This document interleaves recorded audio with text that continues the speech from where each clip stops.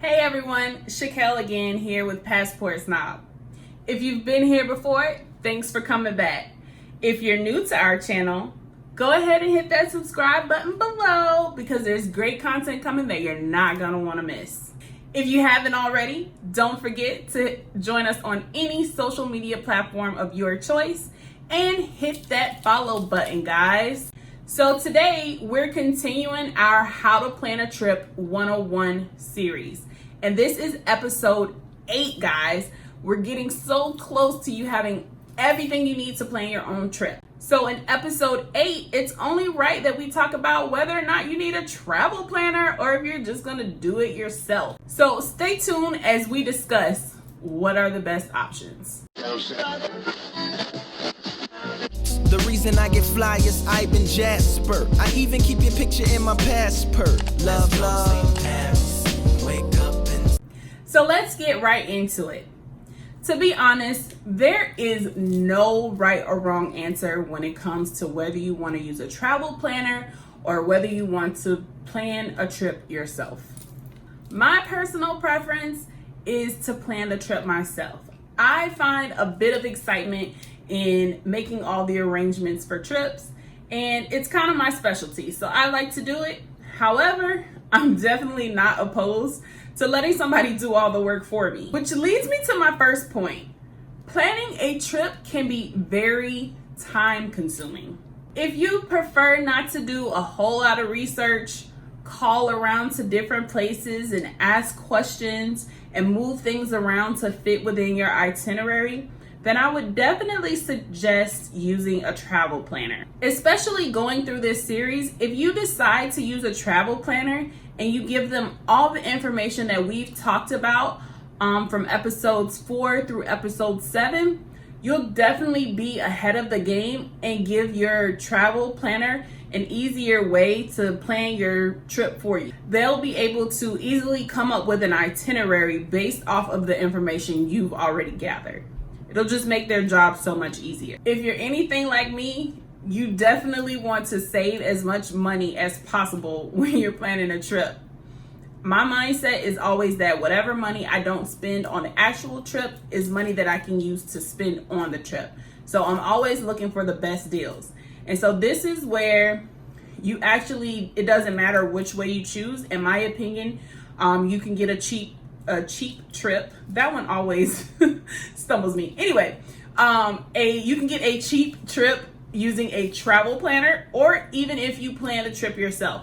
I've showed you guys before, I've been on trips internationally that was done through a travel agency for $500, but I can also plan a trip out of the country for $500 as well. So you got to be able to be willing to do a lot of research and find the deals yourself if you want to be able to get great savings on a trip. This next point I'm going to talk about is maybe something that people don't readily think about when they think about whether or not to use a travel planner or whether to plan a trip themselves. And it's definitely something that I don't give a whole lot of thought to when I'm planning a trip myself.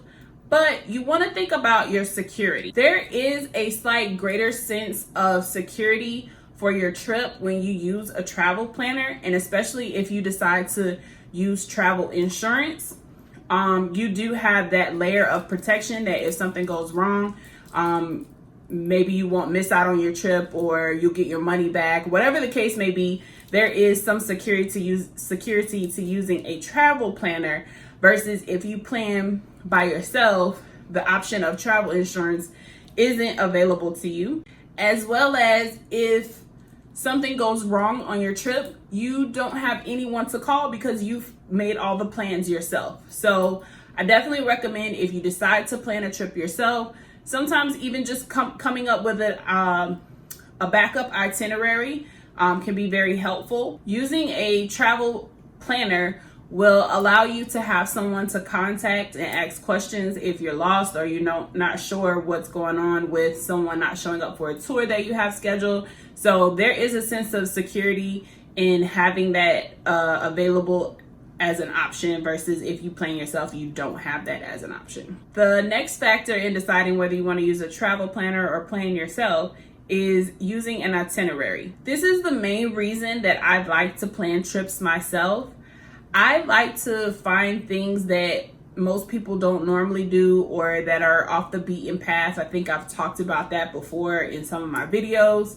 I like to find things that the locals do because I want to get a real, true, authentic feel of the place that I'm in, the city, the country, whatever it may be.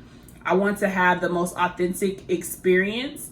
And a lot of times you can't do that. Sometimes you can't do that until you get there and you actually talk to some locals and find out like what they do, what restaurants they eat at, what's the best place to go to, you know, for a drink, whatever the case may be. That's something that if you use a travel planner, you may miss out on, because most of the times travel planners are going to plan things for the most touristic attractions. They're gonna take you to the places that most people are gonna go to and make sure that you hit all the major places when you visit a country or city or whatever your trip, wherever you're going. This next point is also a very important one. It's payment.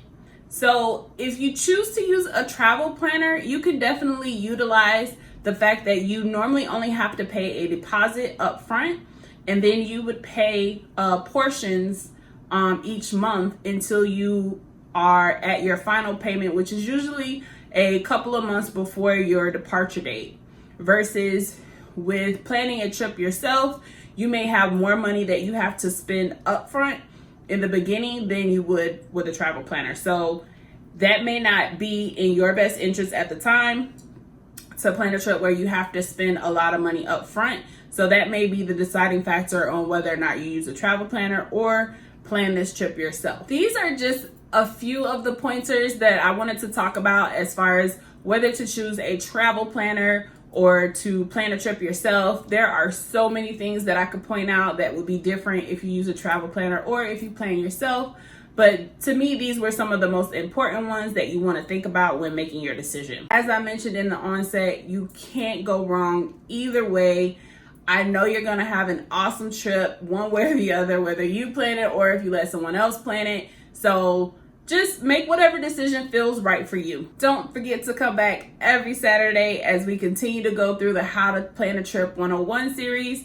And don't forget to join us on Wednesdays as we discuss tips, tricks, reviews on everything travel related. And if this video helped you and you liked it, please don't forget to subscribe, hit the notification bell, like, and share. Until next time, guys.